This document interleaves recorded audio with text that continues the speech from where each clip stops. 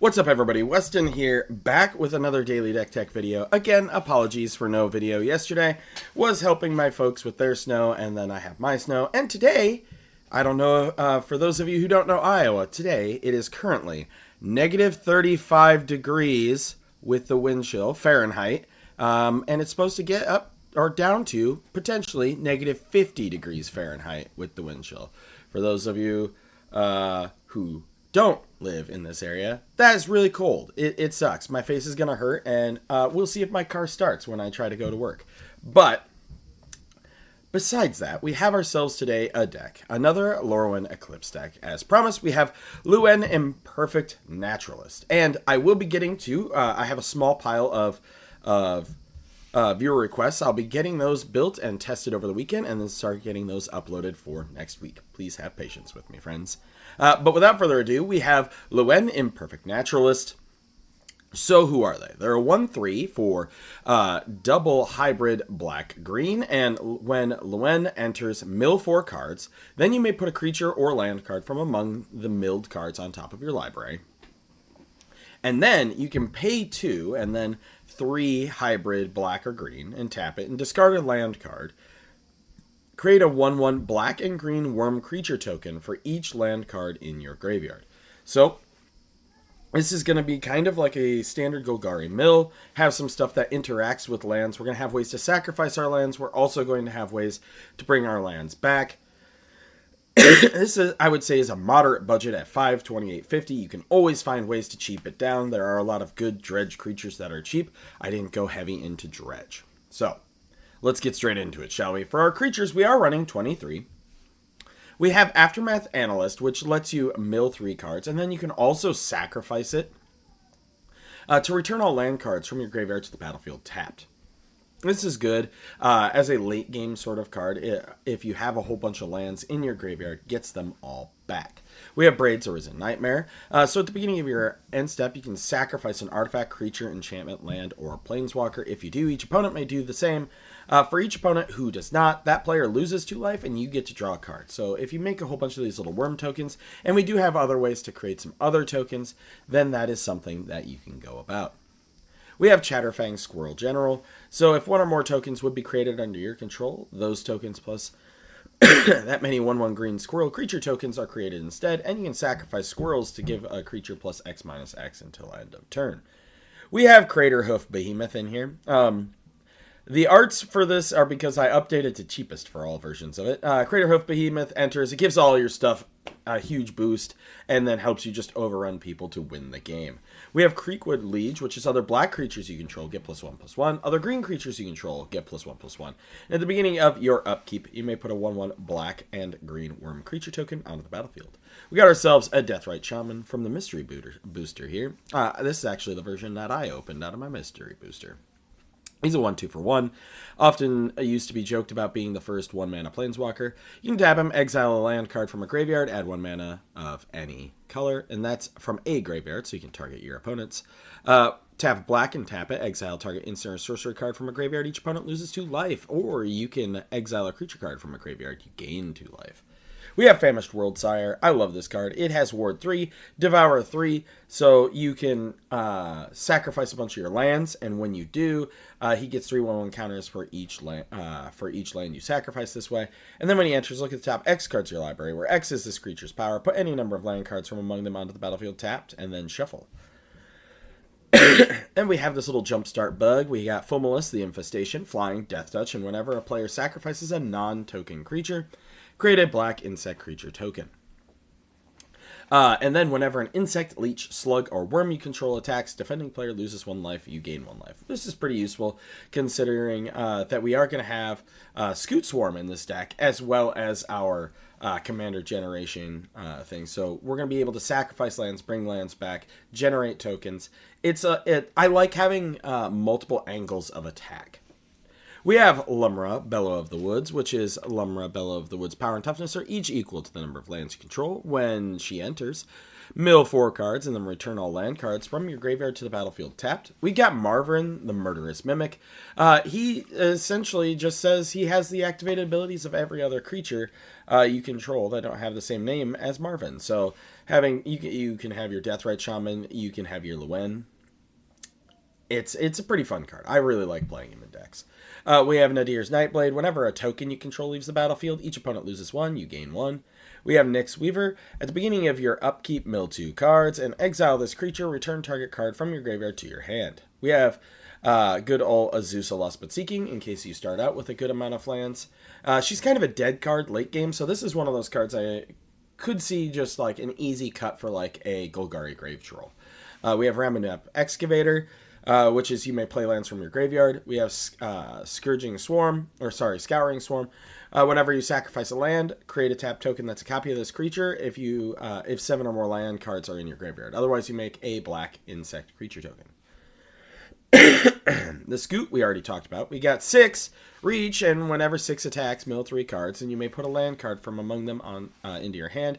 And as long as it's your turn, non-land permanent cards in your graveyard have retrace, which means you can cast them by discarding a land in addition to their mana cost. We have Skull Prophet, which is a mana dork, and then you can put the top 2 cards of your library into your graveyard. Spring Bloom Druid, you sacrifice a land, and then you search for 2 basic land cards and put them onto the battlefield tapped.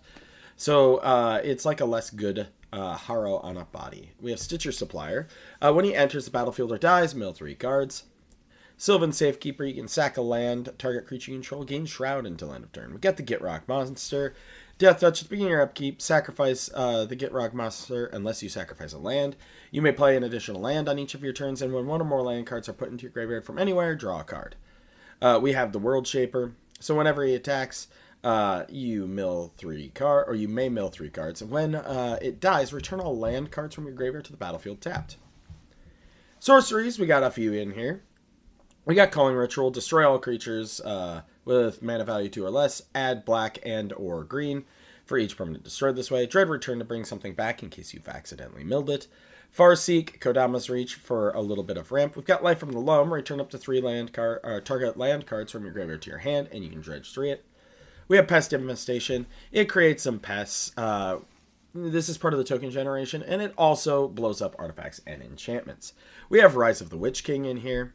Which is each player sacks a creature. If you sack a creature this way, you may search your return another permanent card from your graveyard to the battlefield. We have Scape Shift. This card's super expensive. Sacrifice any number of lands, search your library for up to that many land cards, put them onto the battlefield, tap, then shuffle your library. We have Squirming Emergence, which is Fathomless Descent. Return to the battlefield, target non-land permanent card in your graveyard with mana value less than or equal to the number of permanent cards in your graveyard. Toxic Deluge, traverse the Uvenwald, which is search your library for a basic land card, reveal it, put it into your hand.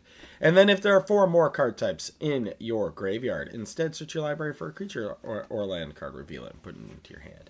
Then we have Worm Harvest. Create a 1/1 black-green worm creature token for each land card in your graveyard, and it has retrace. We have Abrupt Decay in here. We have Assassin's Trophy. We have Constant Miss, which is a fog that lets you buy back by sacrificing a land. We have Corpse Churn, which is mill 3 cards. Then you may return a creature card from your graveyard to your hand. We have Corrupted Conviction, sacrifice a creature, draw 2 cards. Cycle of Renewal is just the lesson version of Harrow, except for they come into play tapped. Enters Restoration, sacrifice a land, search for 2. If you control a creature of power 3 or greater, you get to search for 3 instead. Grizzly Salvage, reveal the top 5 cards of your library. You may put a creature or land card from among them in your hand, the rest into your graveyard. Harrow, the original, sack a land, then you search for 2 basic land cards and put them onto the battlefield untapped. We got Heroic Intervention. We have Midnight Tiling, which is, or Tilling, sorry. Mill 4 cards, and then you may return a permanent card from among them to your hand. We have Roiling Regrowth, sack a land, search for 2, put them into play tapped. We have Village Rites in the lowest resolution imaginable. As an additional cost to cast a spell, you sack a creature, draw 2 cards. Artifacts, we've got Altar of Dementia, And we also have Ashnod's Altar in here. So we can generate a lot of tokens in this deck via Scoot Swarm, via our commander, via Pest Infestation, via other things. You can sacrifice these to Altar of Dementia, help mill somebody out, or mill yourself out. We have Ashnod's Altar generates some mana for some things that you want to do. We have Arcane Signet. We have ourselves Soul Ring. Where'd you go, Soul Ring? Crucible of Worlds, so you can play lands from your graveyard. We have Head Shredder, which is when it attacks, you may mill 2, and whenever one or more land cards are put into a graveyard from your library, put them onto the battlefield tapped. We have our boots that are made for walking to protect us. Skull Clamp to, clamp some of our little bugs. We have Zurin Orb, sack a land, you gain 2 life, and we have 1,000-Year Elixir. You may activate the abilities of creatures you control as though those creatures had haste, and you can untap a creature. Enchantments we're running 4. We have Beastmaster's Ascension, which, albeit has seen better days, is still a very strong card, and with the amount of tokens that we have, is pretty easy to activate. Whenever a creature you control attacks, you may put a quest counter on it. As long as this enchantment has 7 or more quest counters, creatures you control get +5/+5. We have Crawling Sensation, which is at the beginning of your upkeep, you may mill 2 cards. And then whenever one or more land cards are put into your graveyard from anywhere, for the first time each turn, create a bug token. Ripples of Undeath. I actually really like this card. At the beginning of your pre-combat main phase, mill 3 cards, then you may pay 1 and 3 life. If you do, put a card from among them into your hand. And then we have Tectonic Split. As an additional cost to cast a spell, you sacrifice half the lands you control rounded up. It has hexproof, and lands you control have tap to add 3. It turns them all into Lotus Veil. For lands, we're running a whole bunch of cycling lands in here, so that way we can get them into the graveyard. We are running Dakmor Salvage, which has Dredge. We have Evolving Wilds. We have a whole bunch of both the budget fetch lands, and then we also are running... I thought I put it in here. Oh yeah, Verdant Catacombs is also in here. We have ourselves 16 basics. We have High Market to sacrifice a creature to gain life. Field of Ruin is like a low-tier strip mine effect. You sacrifice it, destroy target non-basic land that an opponent controls. Each player searches their library for a basic land card. So you get one, they get one. We have a Vendo in here as well. And then we also have Grim Backwoods, which lets you sack a creature to draw a card. But yeah, overall, I think this commander can be pretty niche, but pretty fun. Probably not the highest power commander. If you find a way to break it, please let me know. But as always, I am Weston with the Hidden Gibbon. Now, here's to hoping that my car will start so I can go to work today.